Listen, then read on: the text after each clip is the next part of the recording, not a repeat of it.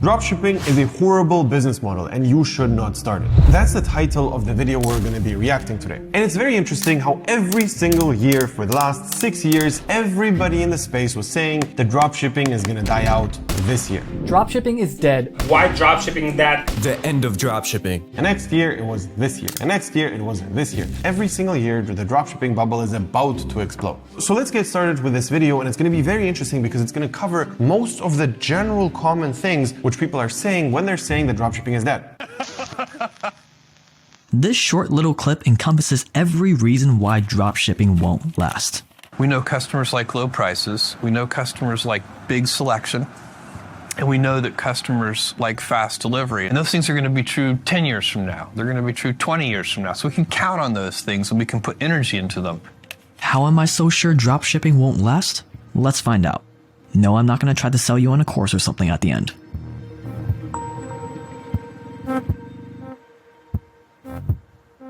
I actually know some of the big dropshippers in the space, and most of them are pretty good guys. But I wanted to provide a different perspective than what every other online guru will tell you before you go out and potentially waste your money on dropshipping. Dropshipping was one of the latest, we'll call it business out-of-the-box schemes that has been around for a few years now. This is something that internet marketers claim that if you buy their course, they'll teach you how with very little effort you can make money, quit your job, buy a New Lamborghini. without much effort because of this new opportunity. First of all, this is 100% correct. There's tons of people on YouTube who are constantly saying that it's super easy to do dropshipping and it's very simple and you just need to put in 20 minutes per day and you will be rich. Unfortunately, this is not reality. And unfortunately, it's also not obvious to most of the people who are watching videos like this. Because reality is this: dropshipping is frustrating, very difficult, super annoying, tons of problems you're going to have to handle, and generally, it's going to be a very tedious, long process where you're going to have a lot of failure. However, if you actually go through all of that and you still keep going, you're going to make a shit ton of money. And this is unfortunately not something most people want to hear. And that's also why you're going to see the top YouTube videos in general, the ones which go viral the most, are the ones which portray this to be the easiest, because that's what people want to hear. Now that doesn't necessarily make these business opportunities bad, but this is where things start getting a little tricky. The whole premise of dropshipping is that you find these so-called winning products from wholesale distributors, usually from China with AliExpress. Then you set up an online store with these products for sale at a marked up price from the distributor without having any actual inventory on hand. Then you run paid ads to this product, usually on Instagram or Facebook, and if someone buys from you, that's when you actually order the product from the wholesale distributor at a wholesale price. The product gets shipped directly to the customer from the warehouse, and the benefit of this is that you don't need any money to start and you don't have to do any of the fulfillment whatsoever. All you have to do is find the product, get traffic to your website, people buy, and you pocket the difference. But this is where this business model starts to fall apart. That was actually really good explained. This is exactly what dropshipping is.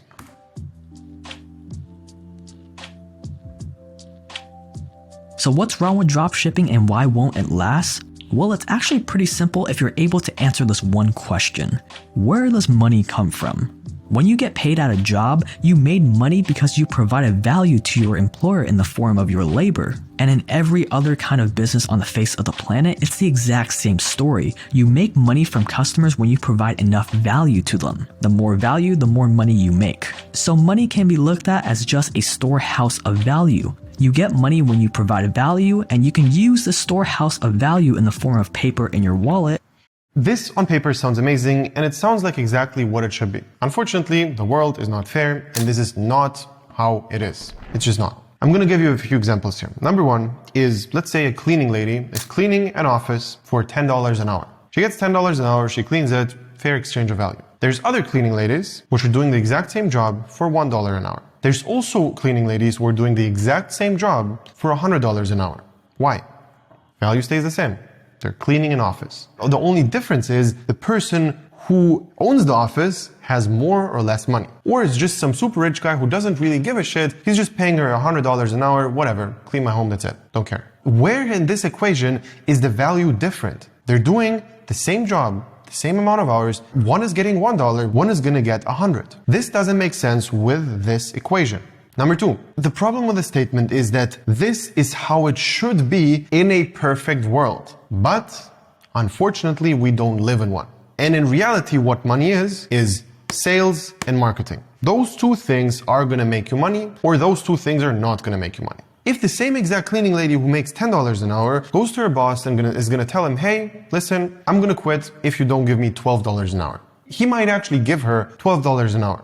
What changed here? Is she giving more value? No. She has done a sale. She sold him on the idea that she is valuable enough for $12 an hour. Sure, he's only gonna do that if she's a good cleaning lady. However, on paper, she didn't change anything. Before she was a good cleaning lady, and she kept being a good cleaning lady, which means that the value stayed the same. The same thing goes in a dropshipping business. It's not the value which is making you money. It's the sales and the marketing.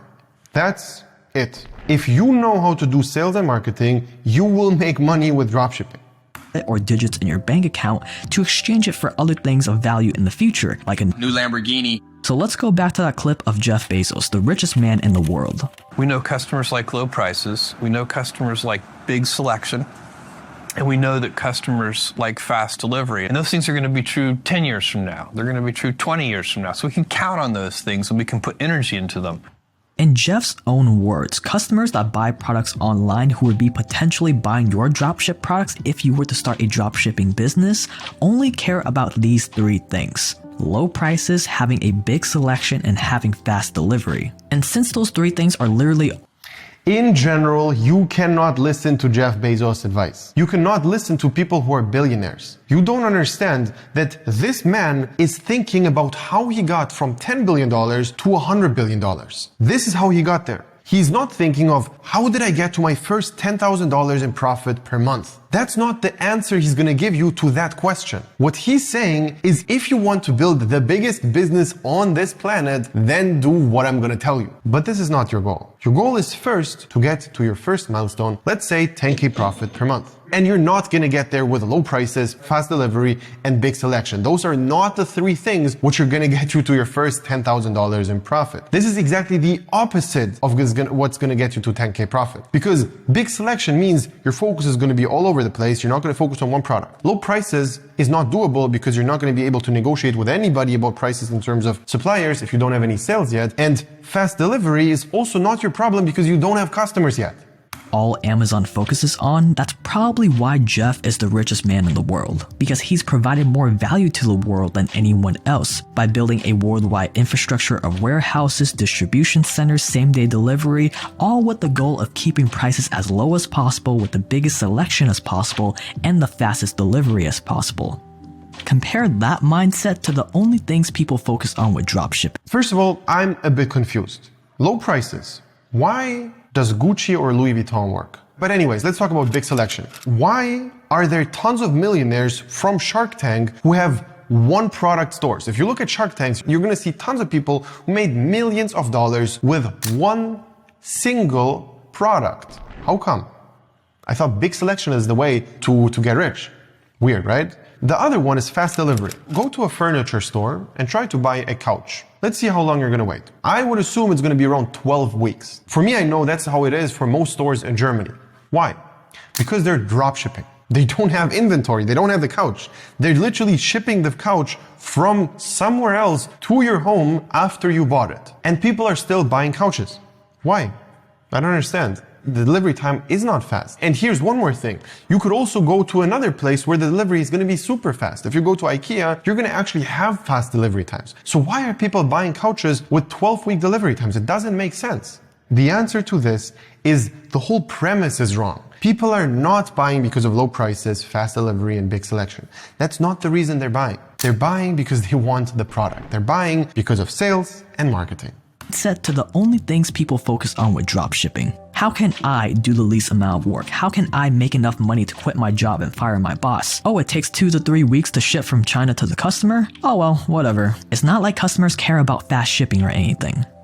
And there lies the problem. The entire idea and business model of dropshipping completely neglects what every customer wants. You will never have the lowest prices since you're ordering one product at a time from a warehouse that you have no control over. You're not going to have the biggest selection because all you're focused on is finding that one winning product. And you're inherently not going to have the fastest delivery because it's shipping directly from a warehouse instead of a giant custom-built infrastructure of distribution centers like what Amazon has. Or in other words, you literally provide next to zero value to customers besides the actual value of the product itself, which Amazon probably sells. Again, we need to talk about theory versus reality. This is theory. And in theory, this sounds correct. But in reality, in truth, people are making money with dropshipping. It's as simple as that. If you think about grocery stores, you're gonna have grocery stores which are more expensive and less expensive. And you're gonna find the same exact items in there which are gonna be cheaper or more expensive. So why would anybody go to a more expensive grocery store? Why? The answer is because they're seeing it right now here and they want to buy it right now. The same exact thing is with dropshipping stores. You see a product and you want it right now. I want this product right now. I don't want to research anything. Don't want to Google where the cheapest price is. I don't want to Google where the fastest delivery is. I want this product right now. It's as simple as that, and I'm going to buy it. That is it. That's why people buy. Sells too at a cheaper price, with faster shipping, with better customer service, with a better return policy, and the list just goes on and on and on. And because we know money comes from providing value, since you don't provide much value at all, you're probably not going to make much money.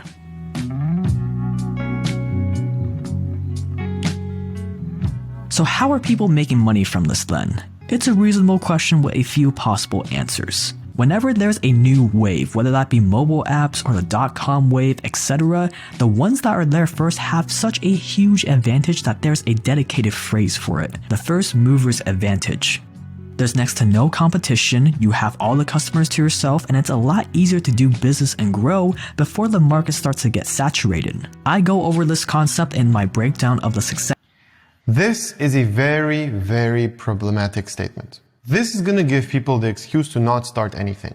If you look at any industry where people are making the most amount of money, it looks very saturated. If you think about the top niches everywhere, let's say coaching. One of the top niches in coaching is fitness coaching. Fitness coaching is just huge, super saturated on paper, but people are making money. And if you now listen to this guy, and he's going to basically tell you, listen, fitness coaching is so saturated. Look around. There's tons of fitness coaches. You're not going to stand out. You're not going to be special. It's just not going to work. Don't do it. You're going to listen to that advice and you're not going to do it. And that's a problem. Because in reality, fitness coaching is 100,000 times better than a coaching which is not saturated because nobody's doing it. If you coach somebody something which nobody else ever did successfully, that's bad. If you would coach something which 100,000 people did, that's good because they made it work. And if you look on YouTube right now and just sort fitness trainer and sort by the last week, so last week uploaded, you're gonna see tons of videos with very low view counts. However, I can guarantee you one thing. The people who started a couple of months ago with fitness coaching, there's a huge percentage of people who actually make that work. Tons of them. It doesn't matter if you're well established, not well established, none of that matters. If you will sell it well, you're gonna have tons of clients. It's as simple as that. Of pretty much the best tech channel on YouTube, Marquez Brown Lee, and it's a pretty inspirational story, so I'll link it down below for you guys to check out. Dropshipping was the same situation. The people who got there first were probably able to advertise for cheap, get their valuable advertising data to market to. It's the same thing as saying it's impossible to go viral in 2023. It's impossible. To become famous on YouTube is just so tough, it's not going to be made work.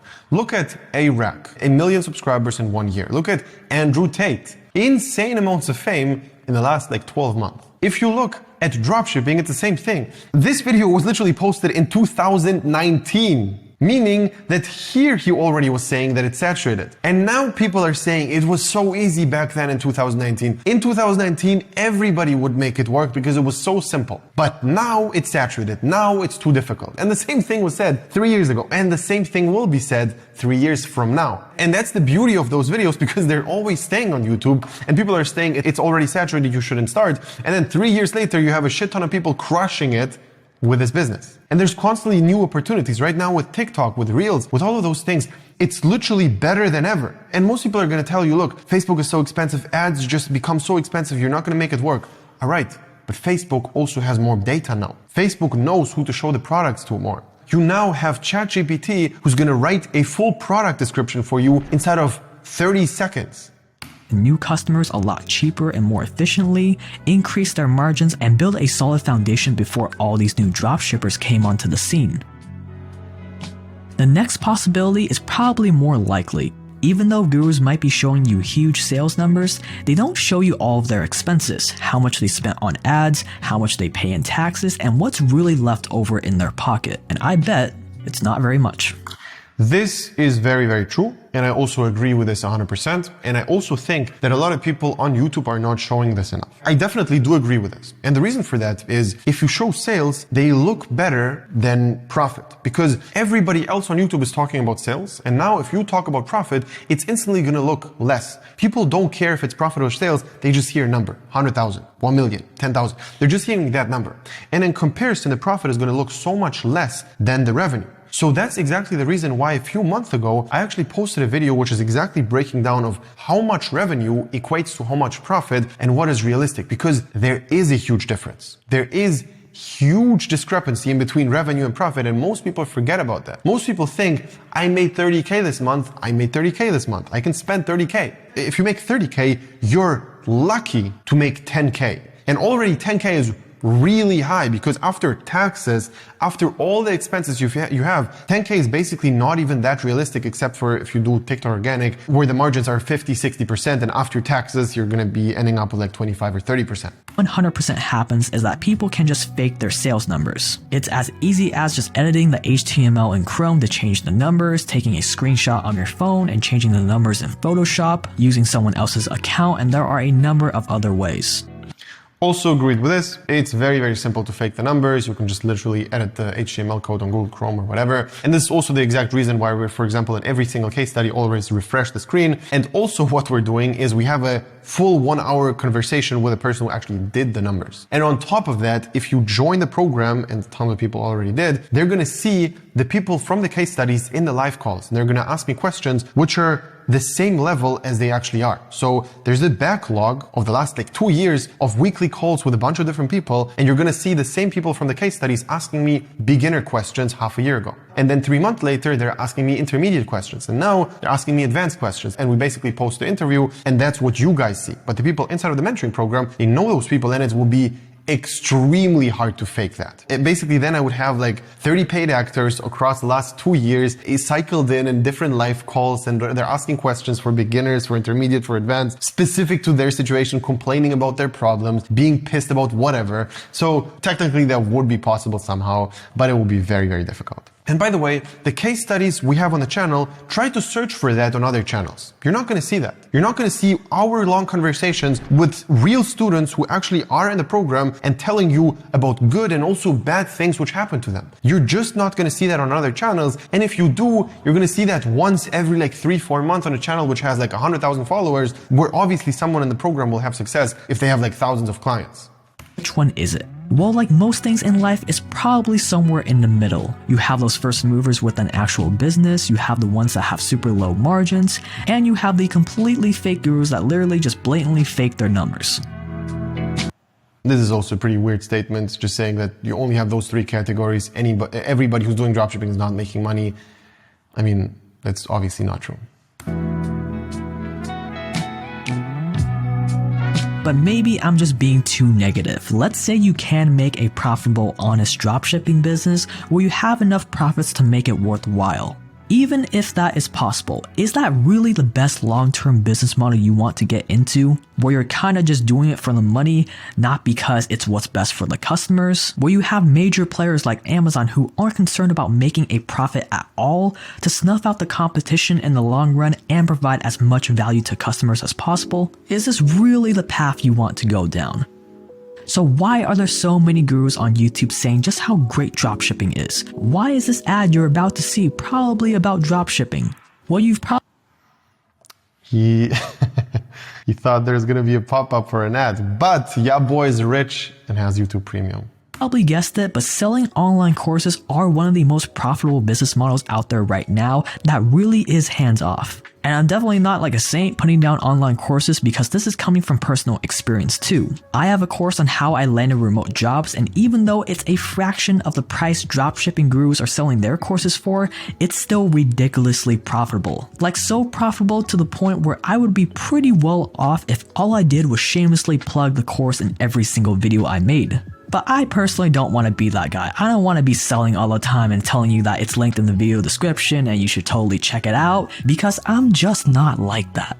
But in all seriousness, the ease and the money and the lifestyle that dropshipping promises is ironically more in selling the courses themselves than actually dropshipping.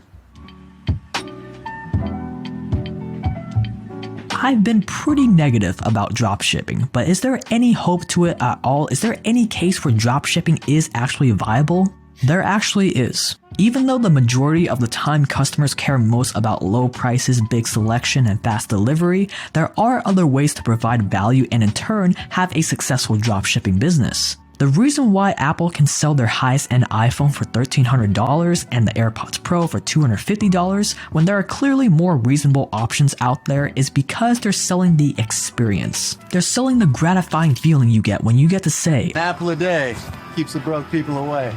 They're successful partly because of how superior you feel compared to all the other plebs that can't afford an iPhone. Find a way to do the same with a dropshipping store, there might be some promise in that. Or take the rise of Movement, for example, the popular affordable watch brand. Although they're really far away from just directly dropshipping in the traditional sense, I would assume they still white label their watches using existing manufacturers with their own slightly modified designs, and they actually use a Shopify store to host their website. But even though there are hundreds of other watch brands out there, they're so successful because they found an underserved niche, affordable fashionable watches, and marketed it in a way where you can still get away This is not an underserved niche, this is a super saturated niche. with some profit margin, yet still keep it affordable enough to be successful. And probably the most realistic way I see dropshipping being a viable business model is if you already have a successful personal brand. For example, if Mr. Beast opened up a dropshipping store with like fidget spinners or something, even though those aren't popular anymore, and he just slapped It's true. If you have a personal brand, it's going to be much simpler to make dropshipping work. But however, what he does forget here is influencers. If we watch back here, the thing which he forgot here was influencers. You don't need a personal brand. You need to pay somebody with a personal brand to promote your product. So we see a perfect example here. The owner of this watch brand is not him. This guy has just a YouTube channel, and this brand paid that YouTube channel to make an ad, which is normal. This is because people aren't just buying it for the value of low prices, big selections, or fast delivery. They're buying it because it's coming from you, a person that they're a fan of, that they trust, and that they want to support. In fact, there are many channels that make an absolute killing with merch that's dropshipped, where the merch is printed on demand when someone orders and is shipped directly to them from the fulfillment center. So basically here, he already by himself admits that dropshipping does work if you have a personal brand. He's literally saying if you use influencer marketing, you're going to be profitable. So is there any hope for dropshipping? I think my opinion can be summed up to this. Whatever business you're going after, if all you're focused on is making money in the easiest business out of the box way, where you don't care about the customer at all and you just have this tunnel vision of making money, which is usually the mindset people go into buying these courses, unfortunately, you're gonna lose and you might as well not start. Because at the end of the day, money... This is also a really interesting point. The whole thing of dropshipping is such an evil business model and you're scamming your customers because you have like 12-week delivery times is not really true. In the beginning, if you have the right suppliers, inside of my program, for example, I'm going to connect you with suppliers who you're going to start with instantly without like a minimum daily order quantity. You're going to have like 1 to 2 week shipping times. As long as you're transparent about that on the product page, that's totally fine. It's not a problem. You're not going to have crazy amount of complaints. It's fine. Also, after you start being successful with it, you're gonna buy in bulk and send it to a warehouse. Literally, a couple of students of mine own warehouses. I can actually link the interview with them here somewhere as well. I think it's one of my favorite interviews, by the way. I'm literally gonna give you the connection of them. You're gonna have 1 to 2 day shipping times because they're gonna fulfill your orders for you, and that's it. If you actually have proven concept, if you start to make money, you're basically going to be able to buy in bulk with the money you made, and you're also 100% sure that you're going to sell the rest, and then everything's fine. Then you have 1 to 2 day shipping time, which is amazing. Comes from a generous standpoint where you're willing to go the extra mile to help out the customer, not from the position of I want to make money to fire my boss. So next time you see an ad for whatever business opportunity comes up, just ask, how much value does this really provide to the world?